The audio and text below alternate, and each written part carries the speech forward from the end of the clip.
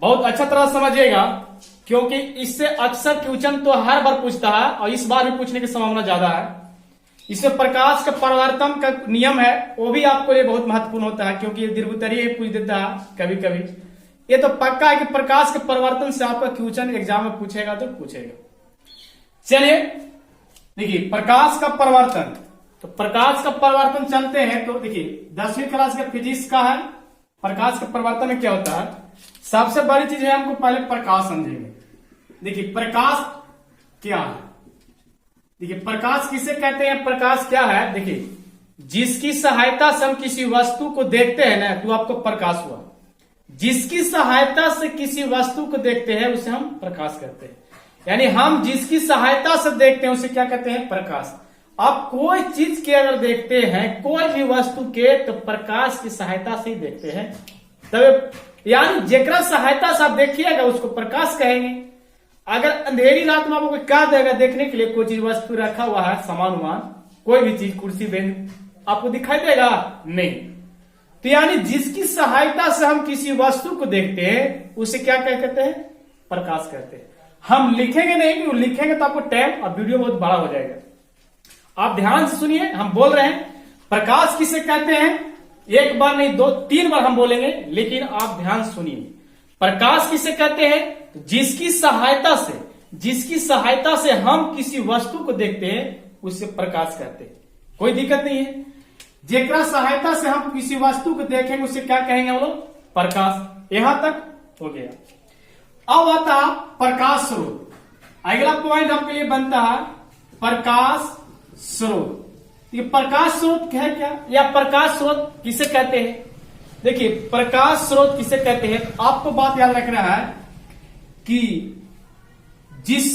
चाहे जो प्रकाश उत्सर्जित करता है उसे प्रकाश स्रोत कहते हैं। जो पदार्थ प्रकाश उत्सर्जित करता है उसे प्रकाश स्रोत कहते हैं। इसमें सभी एग्जाम्पल हो जाएंगे, सूर्य हो जाएगा, मोमबत्ती हो जाएगा, बल्ब हो जाएगा, मोमबत्ती हो जाएगा, जो भी है ना, जलती हुई बल्ब होना चाहिए, मोमबत्ती हो गया, आपका लालटेन हो गया, जितना सब आएगा ये प्रकाश स्रोत है, इससे प्रकाश निकलता है। प्रकाश स्रोत किसे कहते हैं, जिससे प्रकाश निकलेगा वो प्रकाश स्रोत होगा। टॉर्च भी हो जाएगा आपका, जिससे प्रकाश निकले, जेकरा से प्रकाश निकले वो आपको क्या हो जाएगा, प्रकाश स्रोत हो जाएगा। अब चलते हैं, देखिए प्रकाश स्रोत जो होता है आपका, प्रकाश स्रोत ये आपके दो प्रकार के होते हैं। प्रकाश स्रोत आपको दो प्रकार के होते हैं, आपको दो प्रकार को देखने को मिलता होगा। तो प्रकाश स्रोत दो प्रकार के कौन कौन होते हैं, एक आपको जानते हैं प्राकृतिक होते हैं, और एक जो होते हैं आपका कृत्रिम होते हैं। एक प्राकृतिक प्रकाश स्रोत और एक कृत्रिम प्रकाश स्रोत, इसी का है दो पार्ट हुआ। यानी प्रकाश स्रोत कितने प्रकार के होते हैं, दो प्रकार के होते हैं, एक प्राकृतिक हो गए, एक कृत्रिम हो गए। प्राकृतिक प्रकाश स्रोत बोलना होगा, परिभाषा यह समझना होगा, कुछ नहीं, हल्का से याद रखना है, जो मतलब गॉड गिफ्ट, भगवान अलग देना है, यानी प्राकृतिक रूप में जो उपलब्ध है प्रकाश उत्सर्जित करने वाला है, उसको क्या कहेंगे हम लोग, प्राकृतिक प्रकाश स्रोत कहेंगे। जैसे आप बताइए सूर्य क्या है, सूर्य हम लोग बनाते हैं नहीं, सूर्य हो गया, तारा हो गया, चांद हो गया, ये देखिए प्रकाश भले अपने इसको नहीं होता, तो ये सब क्या आपको प्राकृतिक रूप में रहते हैं, प्राकृतिक रूप में। और कृत्रिम देखिए ये क्या होता है, जो मानव निर्मित होते पदार्थ है ना, तो जिनसे मानव निर्मित पदार्थ से अगर प्रकाश उत्सर्जित होता है तो कृत्रिम प्रकाश स्रोत उदाहरण होता है। जैसे बल्ब हो गया, मोमबत्ती हो गया, लालटेन हो गया, ये सभी की सभी जो है एग्जाम्पल किसके आ जाएगा, बल्ब हो जाएगा, मोमबत्ती हो जाएगा, है ना, मोमबत्ती हो गया, लालटेन हो गया, लालटेन हो गया, ये सभी की सभी क्या आ जाएगा, किसका एग्जाम्पल हो जाएगा, तो कृत्रिम। परिभाषा फिर एक बताते हैं, प्रकाश किसे कहते हैं, प्रकाश जिसकी सहायता से हम किसी वस्तु को देखते हैं प्रकाश कहते हैं, जिसकी सहायता से हम किसी वस्तु को देखते हैं प्रकाश कहते हैं। प्रकाश स्रोत जिनसे प्रकाश उत्सर्जित होता है, निकलता है, जिनसे प्रकाश निकलता है, प्रकाश उत्सर्जित होता है, उसे क्या कहते हैं, प्रकाश स्रोत कहते हैं। प्रकाश स्रोत आपको दो रूप में मिलेंगे, एक आपको प्राकृतिक हो जाते हैं, दूसरा होता है कृत्रिम होता है। एक प्राकृतिक, दूसरा कृत्रिम। प्राकृतिक कौन हो गया? जो प्राकृतिक रूप में मौजूद रहते हैं और जिनसे प्रकाश निकलता है। सूर्य का प्रकाश, तारा, चांद, ये भी प्रकाश निकालता है। प्रकाश इनका चांद का नहीं होता है, सूर्य का होता है, लेकिन फिर भी प्रकाश निकालता है। ये प्राकृतिक रूप में होते हैं। कृत्रिम जो मानव निर्मित, कृत्रिम का मानव निर्मित बोल सकते हैं, यानी वैसा प्रकाश स्रोत जिनसे जो मानव द्वारा बनाया जाता है। देखिए मोमबत्ती हो गया, लालटेन हो गया, जितने सब आ गया बल्ब, ये मानव निर्मित है पदार्थ, इनसे प्रकाश निकलता है। ये प्रकाश स्रोत आ जाएंगे आपका।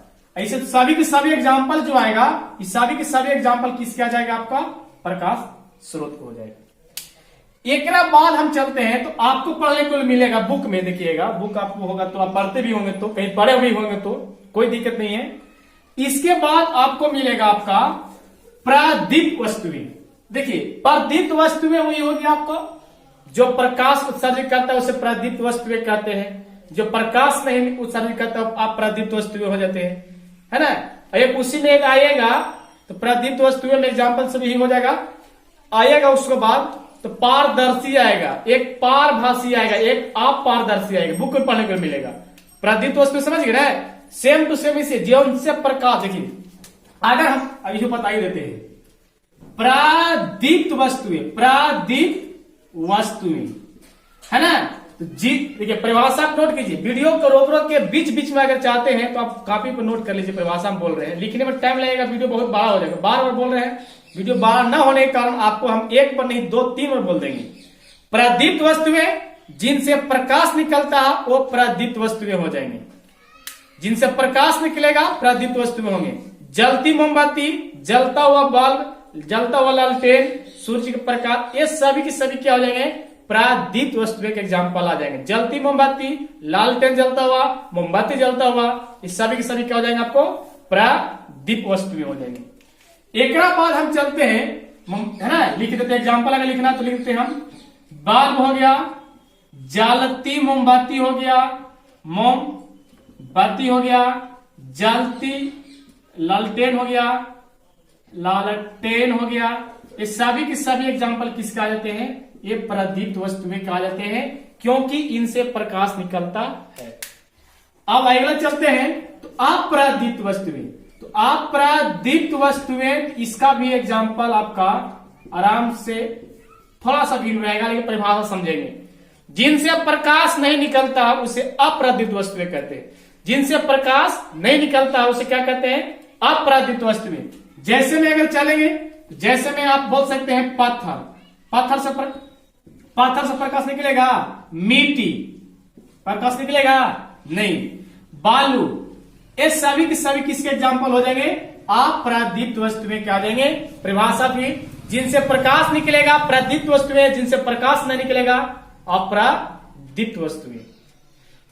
ये आप पॉइंट अलग अलग करके नोट कीजिएगा अच्छे से। एग्जाम्पल परिभाषा आपको हम बोल रहे हैं, आप वीडियो को रोक रोक कर आराम से देखिए, सुनिए और नोट कीजिए, आपका नोटबुक तैयार हो जाएगा। ये आपको फिजिक्स का है, प्रकाश के परिवर्तन, प्रकाश के परिवर्तन 10वीं क्लास का है, आप इसको नोट कीजिए। अब हम चलते हैं, एक बाद आपको हो जाएगा अगला पॉइंट अगर बनेगा तो देखिए पारदर्शी पदार्थ। देखिए पारदर्शी पदार्थ, पारदर्शी पदार्थ, पारदर्शी पदार्थ जिनसे प्रकाश पार कर जाता है ना, वो पारदर्शी पदार्थ होता है। पारदर्शी पदार्थ क्या है? पदार्थ तो आप दिनों में सीखेंगे। जिनसे प्रकाश अगर आर पार हो जाता है उसको पारदर्शी पदार्थ कहते हैं। शीशा, कांच बोल सकते हैं। शीशा में क्या होगा? प्रकाश आर पार हो जाता है ना। परिभाषा आपको लिखना, आपको बोल दिए, जिनसे प्रकाश पार हो जाता है, आसानी से पार हो जाता है, उसे क्या कहते हैं हम लोग? पारदर्शी पदार्थ। क्या कहते हैं? पारदर्शी पदार्थ। एग्जाम्पल में आप जल भी लिख सकते हैं, जल में प्रकाश निकल जाता है। कांच हो गया, ये सभी के सभी क्या है? पारदर्शी पदार्थ है। क्या है? पारदर्शी पदार्थ आ जाएंगे। अपारदर्शी, अपारदर्शी पदार्थ, इसका उल्टा हो जाएगा। अपारदर्शी पदार्थ अगर लिखेंगे तो कैसे? तो जिनसे प्रकाश नहीं पार होता है, जिनसे प्रकाश नहीं पार कर पाती है उसे अपारदर्शी वस्तुएं कहते हैं या अपारदर्शी पदार्थ कहते हैं। जैसे में आप बोलते हैं पत्थर, ईंट, है ना, लकड़ी, ये सब क्या है, इससे प्रकाश निकलेगा, आर पार होगा नहीं। प्रकाश आप टॉर्च भी मारिएगा ना, अगर टॉर्च आप जलाइएगा भी इसको लकड़ी के रखकर, है ना, यहाँ बल्ब वगैरह है, अगर रख के जलाइएगा आप तो प्रकाश इधर से निकलेगा, लेकिन पत्थर से पार सो पार जाएगा नहीं। यानी जिन वस्तुएं, जिन पदार्थ से प्रकाश नहीं पार होता है वो अपारदर्शी पदार्थ होते हैं। लेकिन एक आता है अगला नया चीज थोड़ा सा है कि पारभासी किया हुआ, पारभासी पदार्थ, पारभासी पदार्थ। तो पारभासी पदार्थ जिनसे प्रकाश कुछ पार होता है और कुछ पार नहीं होता है, पूरा का पूरा नहीं, है ना, वैसे पदार्थ जिनसे प्रकाश आर और पार कुछ होता है, यानी कुछ पार हो जाएगा, कुछ पार नहीं होगा। जिनसे प्रकाश पूरा के पूरा नहीं, यानी कहने को कुछ जाएगा वो पार और कुछ यही पार रहेगा, वो पारभासी पदार्थ होते हैं, है ना। पूरा का पूरा प्रकाश है। तेल लगा कागज, तेल लगा कागज, ये तेल लगा हुआ कागज देखिएगा ना, इससे पूरा प्रकाश नहीं जाएगा।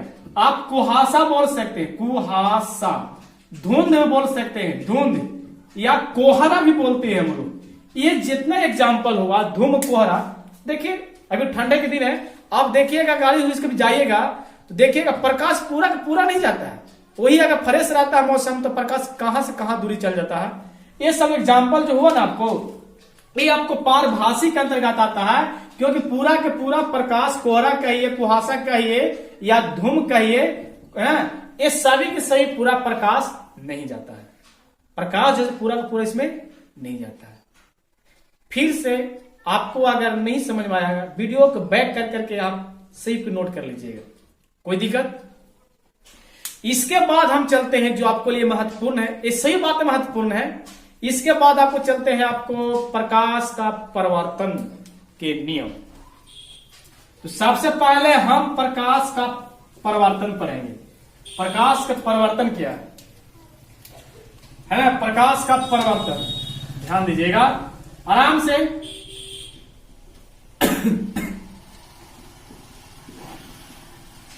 प्रकाश के परावर्तन, ध्यान दीजिएगा।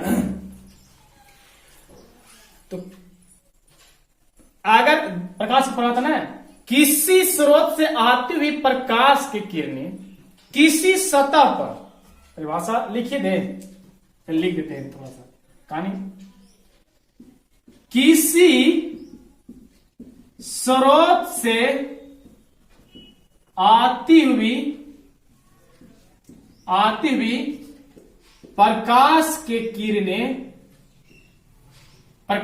किरणें सतह पर टकरा कर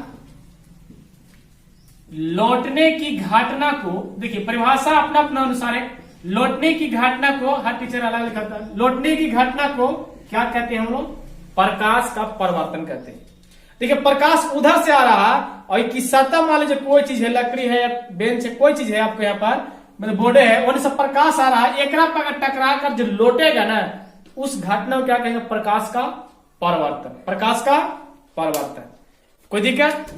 अब यहां के बाद आपको VVI क्वेश्चन होता है, बनता है कि प्रकाश के परावर्तन के नियम कितने हैं। प्रकाश के परावर्तन के नियम, देखिए प्रकाश के परावर्तन के दो नियम है। ऑब्जेक्टिव में रहेगा दो बोलना, लेकिन कहीं कहीं आपको सब्जेक्टिव दे देगा प्रकाश के परावर्तन के दो नियम लिखे, तो आपको लिखने पड़ेगा। तो प्रकाश के परावर्तन के दो नियम क्या है। पहला जो है, पहला क्या है कि आपतन कोण और परावर्तन कोण बराबर होते हैं। पहला आपको याद रखना कि आपतन कोण बराबर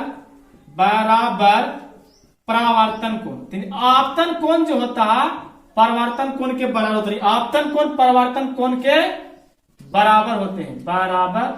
आपतन कोण परावर्तन कोण के, आपतन कोण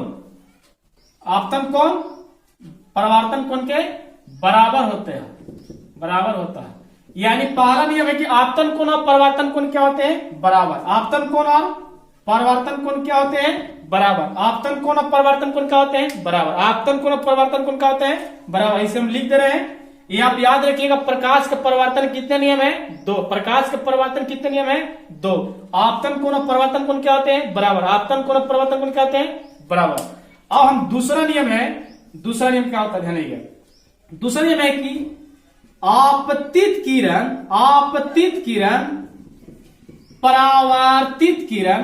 परावर्तित किरण और अभिलंब तीनों एक ही समतल में होते हैं, एक ही सतह पर होते हैं, समतल में होते हैं, एक ही समतल में होते, ये बात याद रखिएगा, है ना। तो आपतित किरण और परावर्तित किरण जो होते हैं ना, और अभिलंब तीनों एक ही समतल में होते हैं। आपतित किरण और परावर्तित किरण तीनों एक ही समतल में होते हैं, ये याद रखना होगा। फिगर आपको बनाएंगे तो आपको पूरा समझ में आ जाएगा। देखिए हम फिगर यहां पर बना लेते हैं। एक सतह है, क्या है आपको? सतह। मान लीजिए कोई कांच है, ये खींचा गया जो ऐसे अभिलंब है, क्या है आपको? अभिलंब है, अभिलंब है।